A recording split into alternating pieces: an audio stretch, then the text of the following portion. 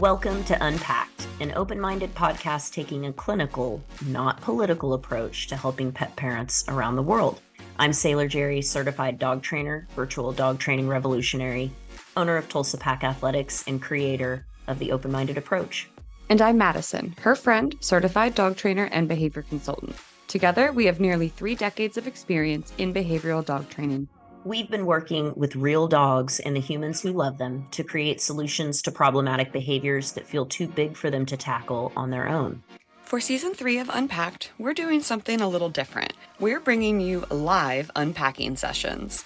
Get ready to be a fly on the wall of our very first conversation with brand new guests. You'll hear us dig into a new case and offer mindset shifts and immediate strategies. Often the hardest part of moving forward with your dog is knowing what the best next step is to take. And we feel strongly that this episode format will help us get to the heart of things faster and bring you the lessons that will actually change your life with your dog. All of our guests receive free virtual training with our interns, so expect to hear more about these cases as they unfold throughout the year.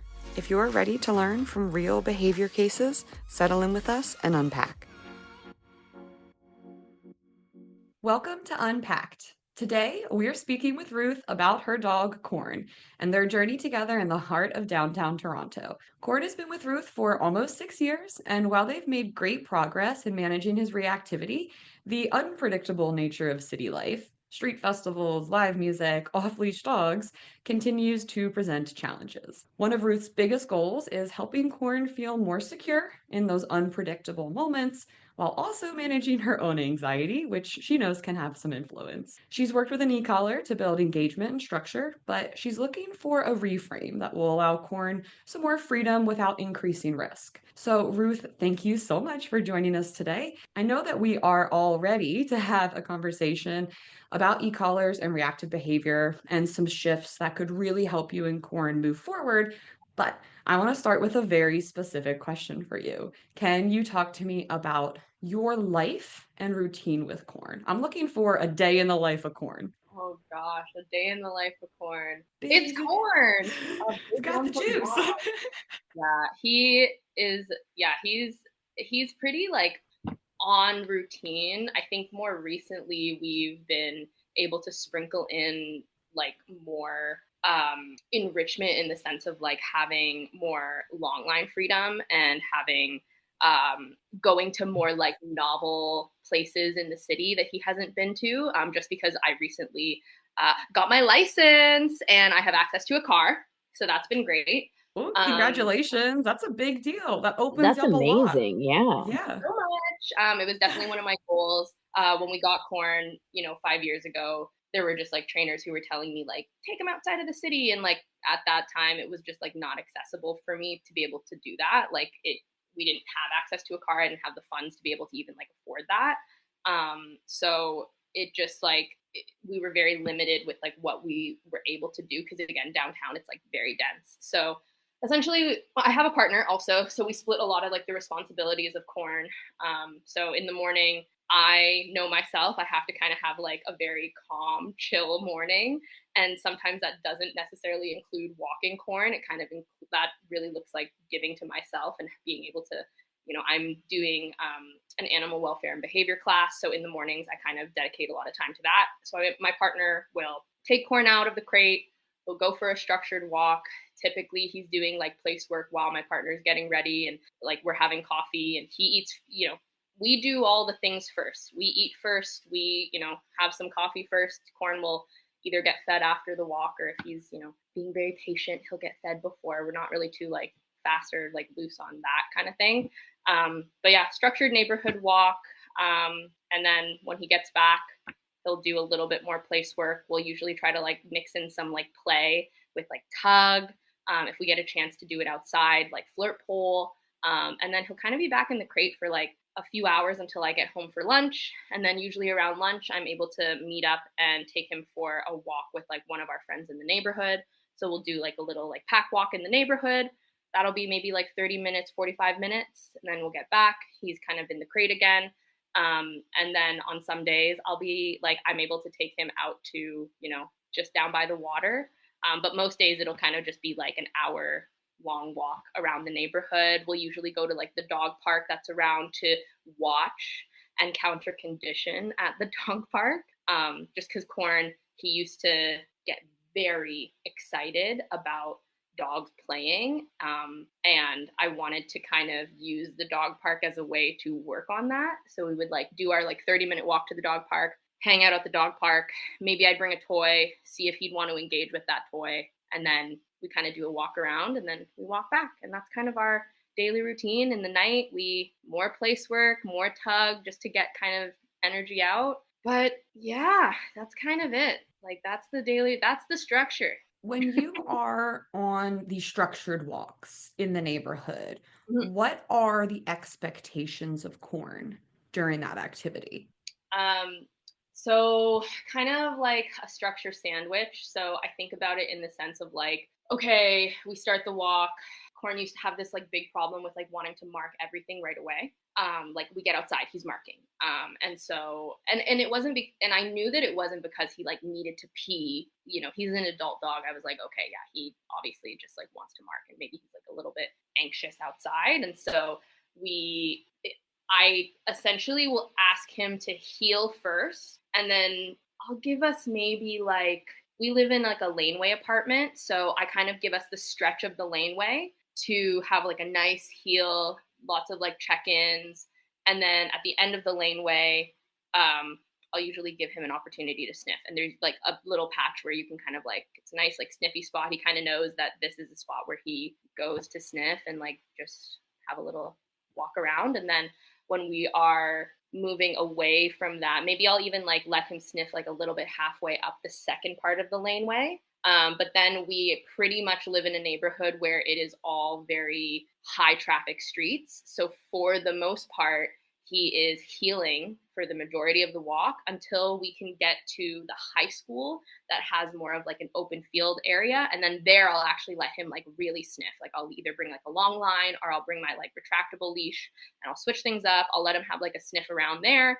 And he's usually like pretty good around there. Like people typically don't let their dogs off leash there, which is why I bring him there. I try to go places where I know that people will not be letting their dogs off leash, or there will, you know, there's like lots of security in Toronto. So like there will be people who are actually managing people who do let their dogs off leash. Because yeah, anywhere that's near a dog park, we can't go to because there is this like concern that we won't be able to manage. I won't be able to like manage the situation as well. What is Corn's favorite thing, favorite activity? When do you, and see, I can see you smiling and laughing. So when do Yeah. you just see Corn just so full of joy? Oh God, it's truly when like it was. I can picture it because it happened yesterday. We were at the beach. He found a big old stick and he was just running around with the stick, showing off, shaking his little bum, running up and down. He would kind of like come over to me to like engage, and then he'd do like a little play bow, and then we'd like run together up and down along like the shoreline, tug a little bit. Like that's his. Like he loves that. He's definitely more like a sniffy dog. He doesn't really, he has some like dog friends. He's dog selective. I don't really push too much dog on dog play, but the personal play he loves. He loves personal play. He loves to engage with us in play. And he definitely shows us when he wants it. So we really do try to like mix it into his daily routine of just like some kind of personal play with him. Because he would be great. He would just be doing it all the time if we didn't give it to him. So he loves that. He loves tug. He loves to just like, he loves to run free. Like it just is, there's limitations with that, unfortunately, where we live. Yeah. So I definitely want Jerry to jump in and see what questions she has kind of floating around. But first, just give us kind of a high level picture of what are the really difficult parts of your day, week, or life with Corn? Like, where are you feeling like you need more guidance and support? I guess like it's really, oh man, because sometimes I've noticed that everything will be like, we'll be having a pretty good walk. And even in my head, I'm thinking maybe it's because maybe he's been flooded with too many triggers or something like that. But just sometimes he'll randomly pop off. And I almost like, because it'll be like to different things. Like one time it was like, I mean, again, it kind of makes sense. Like it was like this cargo bike, but again, he doesn't really like lunge or react to bikers or skateboards or anything like that. Like that's something that we kind of curbed very early on and worked through. So yeah, like, so, and it won't be moving. Like it'll just kind of like be at the crosswalk and he'll lunge at it. Was it something that he doesn't typically see as much? No, we live right when you open up our door, it's a bike lane. So he sees Oh, them. so he's Yeah, used to that. yeah, Okay. he's super used to it. Like it, so I always wonder because I sometimes try to clock like, is it at the end of the walk? Like maybe that in my mind is like, okay, maybe we should have like gotten home sooner because maybe he's already like dealt with a lot of triggers and suppressed a lot of that like reactiveness.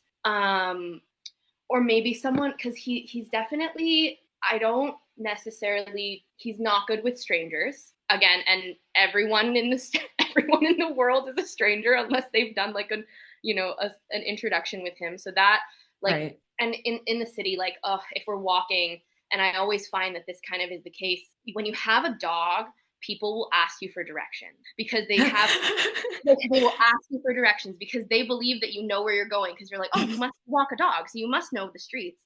And when people approach me, like it's game over. He's lunging for sure. He's lunging for sure. He can pretty much ignore people as long as they ignore him, but it's like that random encounter. It's the randomness and the unpredictability of things. I think it makes me nervous because we've had some very unfortunate situations where they haven't been good encounters. And I think that I feed into that a little bit. And whenever anyone will approach me, even if it is like one time a friend was actually, they saw me across the street and I was crossing the street. And when I got there, Corn was totally fine. This person was waving at us. But then as soon as they like stepped forward, Corn was gone. And he had met this person before, but it was that unpredictability of it that he just went for it. And I was like, whoa, okay. And Corn's muzzle trained too. So it's like, if I feel like maybe there's some days where I'm like, oof, okay, maybe I'm not like in the best headspace, but I know my dog needs to get walked. I'll do all of the things to make sure that there's no problem because it makes me more comfortable knowing like, okay, if he does like get into a situation where he has to do that, like at least I've done what I can do to like keep everybody out of harm's way as best as possible. So I think that's like the thing that I want the most help with because I just, it's been 6 years and we've gotten to a pretty good place where, we're comfortable, right? But I'm very willing to push a little bit and raise the bar a little bit because I see that we've made a lot of progress, albeit it's taken 6 years, but I can see the progress is there and it's starting to plateau. And I just don't want to get to a place where I am like, this is it. This is our life now. Because I know that he can. I just don't want to also then put him in situations where like maybe he isn't ready for these things and maybe I'm not managing them the best way or moving through them in the best way. So yeah, that's kind of where I'm at. And also just, yeah, I also never want to be reliant on any tool. I think that there was a time that we were really reliant on like a halty and then it was the prong, which we still use. And now it's the e-collar. And I think that I would, exactly what you mentioned earlier, like reframe. I would love to just like reframe my approach in using this or maybe not using it anymore. Like I'm open. And that's something that Ruth and I had, briefly talked about kind of in advance of this call is following this conversation. Rather than having her work with one of our interns, I'm going to work with Ruth and we're going to explore some just alternative approaches and see maybe where the e-collar is working against us, maybe where, it's not needed anymore. And so I think that that's something that we can, maybe that's even more of a conversation after our time training together, where we can kind of look back on that and kind of reflect on that process.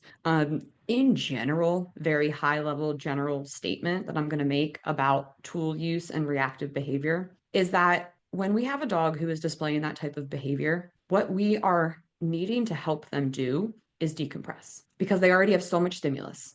And in fact, every tool you just described adds more stimulus into the situation, whether it's the e-collar, whether it's the prong, whether it's the halty. That is all more, when what we really need is less. So that's just something to keep in the front of your mind that often we feel that more is the answer and it's not. And what we need is to strip that away and teach patterns of decompression that dogs can actually repeat. But I'm sure Jerry has some more clarifying, investigatory questions to ask.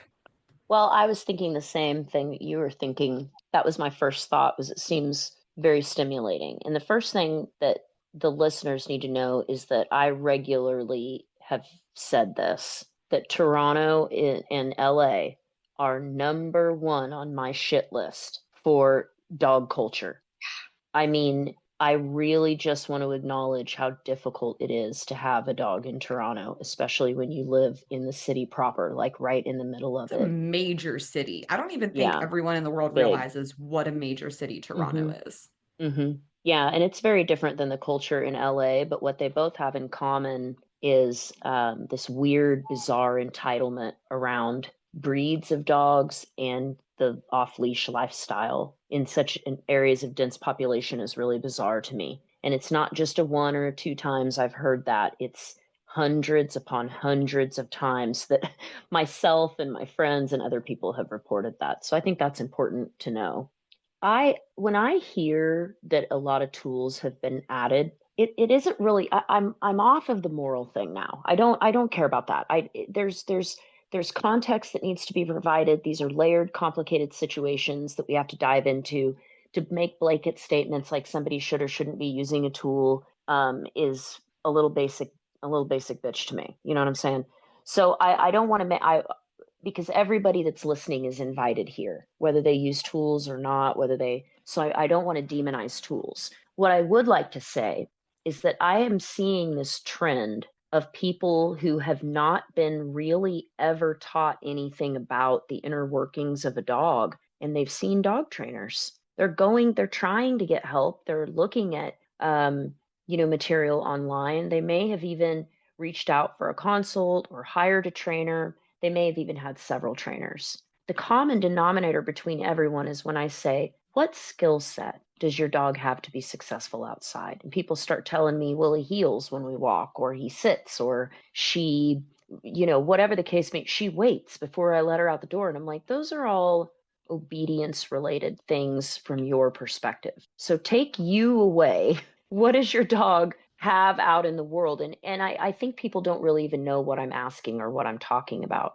So that tells me that the general public really doesn't actually know what a dog needs in the context of its environment, because the environment is so different, right? So if you live in the city and you have a dog like that's heavy on the black mouth cur, you're going to be facing problems that you simply cannot overcome because of their genetics. And I think a lot of times people will feel that plateau that you're feeling, like they've done these things, but is this the best that it's ever going to get? And the answer to that is I don't know. I don't know, because sometimes a dog, what they are, who they are, they cannot overcome the environment without tons and tons of human intervention, medicine, all this management, all these things. And some people are not equipped to do that, whether it's because they're not willing, or they can't, or they don't have the resources or capacity to do it.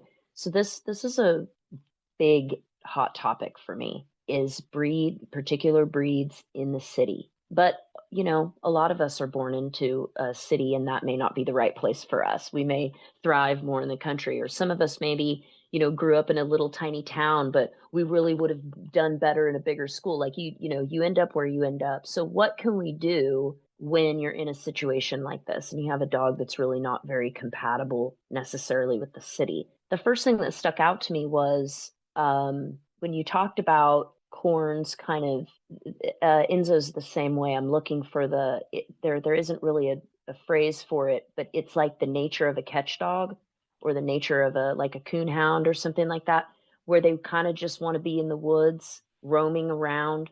My boyfriend, he runs gun dogs, and he went out with Enzo and I one time, and I said, what do you think? What do you think? What's it like? And he goes, it's like following an autistic person around in the woods with like no rhyme or reason, because they're looking for things. They're not looking for birds or bird scent like bird dogs. They're looking for what stimulates them, and they want to interact with it. And typically that means with mouth violence. That isn't like a quirky little trait of one of them. It's not like this sucks because they're like this. It's just what they were intended and bred for. And so when you mix that, a southern dog meant to kind of run around in the woods, it's the same thing happens with Catahoulas. I will see people in major cities with Catahoulas, and I'm like, do you know what that dog does? Wow, that's going to suck for you guys. And sometimes I think we just have to say that to people. Yeah. It's going to suck. There is ways to improve that, and it doesn't mean that you can't have a fun, meaningful life. Mm-hmm. But it's very much like if school wasn't built for you and you got to make it through school anyway, it's that same kind of thing. You can make it, you can do it, but it doesn't mean that we don't acknowledge that this maybe isn't the best situation. Because then I think when you do, it takes a lot of the pressure off to rise to the level of golden retriever in suburb. It's like that's not what's going on here. And so the expectations can be slightly different. I was going to ask if that means we're going to pull Corn out of school and homeschool him. That's it. We can't take this anymore, this public school system. That was an actual reenactment of something that I've said. Yeah. What I was thinking about, though, was the first thing that caught me was when you walk out of the door, just let a dog like that. Don't put him in structure. A black-mouthed cur would never have any interest in healing ever in its life. And I can't ever see how it would benefit that dog ever. Now, that doesn't mean I don't move my dog closer to me for management when it's necessary, for safety, just social appropriate behavior, those kinds of things. It doesn't mean you let your dog do whatever. It means that this is the dog I have. So when I go outside with my dog, who also is a catch dog, when I go outside with my dog, we're just sniffing. I'm not sniffing, I'm walking. But he's just sniffing, and he does that until he marks several spots and normally and pees and poops. And then after that, it's time to get dialed in. Dogs can learn any pattern that you present to them. It's better if you present them with a pattern that helps you get the job you want done. The job I'm always looking for is not whether my dog is perfectly next to me, or it's not obedience related. Am I managing my dog's nervous system? And do I feel confident? And then is he responsive to that management? If he is repeatedly not responsive to that management, I'm either up in a league I don't need to be in. I went up a weight class and oh crap. Or there could be something going on that day that is just adding, and he just can't overcome what that is in the environment. Or maybe there was a recent event. There's other things for that. So I'll stop talking so that someone else can talk. But those are just some of the things that I'm thinking about. I want to kind of talk about what that might look like very specifically for us, Ruth, which is that one of the first things we're going to do is create an inverted structure sandwich where we do not start with structure. The structure is the meat, not the bread. Totally different approach where we don't want our dogs to have to earn their fulfillment. We want to fulfill them and then ask higher expectations once we've met all their needs. It's a totally different switch. I think you and your dog will be less frustrated with this inverted sandwich. Okay. And for the person listening that may be asking this, oh, so you're just going to let him do whatever and then you're going to ask? Well, aren't you reinforcing all these bad behaviors that you don't? I rarely look at dogs through the lens of behavior. The behavior is just this thing that's occurring that's like a little barometer for me. Mm-hmm. Yeah, it's like a little barometer for me to read, or like a litmus test or something like that. I never really think about it like that. I always think about my dog and like how much jazz is going on in there. How much arousal is really happening? How much fear is really happening? Because when you repeat patterns over and over and over that are successful, that will help you, you'll notice that your dog will start to kind of fall into that. And when they can fall into a successful pattern, that's where confidence grows. That's where they're not so focused on the novelty of the environment. They're more focused on completing this pattern that satiates this thing inside of them. Because remember, they're looking for stimulation that he can't help it. I am also that kind of person. Right. Same. Like, I'm like, ooh, Ooh, I Like, want I to want to go interact check with this that. out. I want to go look at this. Yeah, Like, yeah. I'm curious. Hmm. Yeah, so there's curiosity is wonderful, but it's a guided missile.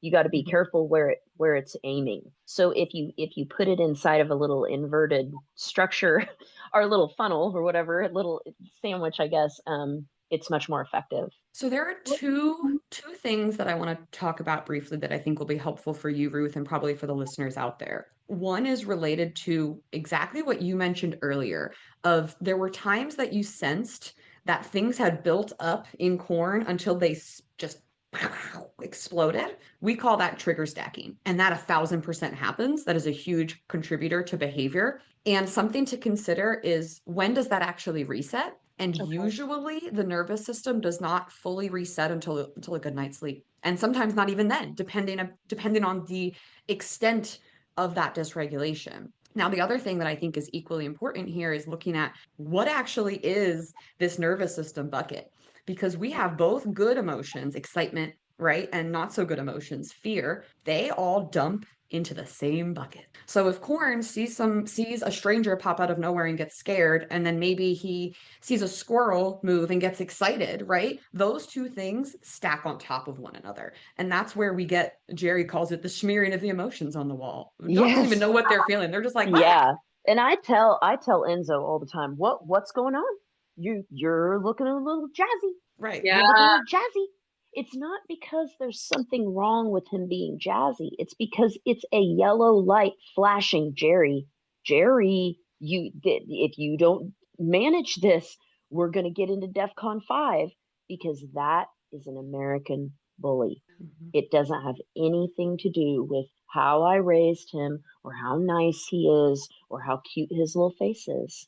It's where He is his is what he internal is. state right now in Right. this moment. The internal Hmm. landscape of our dog's nervous system is one of the biggest drivers of behavior. And it sounds so clinical and stale, like we know that. If there was a funner name for nervous system management, like, supercalifragilisticexpialidocious, we would We'll send call her it the that. video that you made, Jerry, of the turn down for what? Sympathetic. So we make it fun around here. We do make it fun. That's what we call it. It's the Lil John turn down for Turn down what? for what?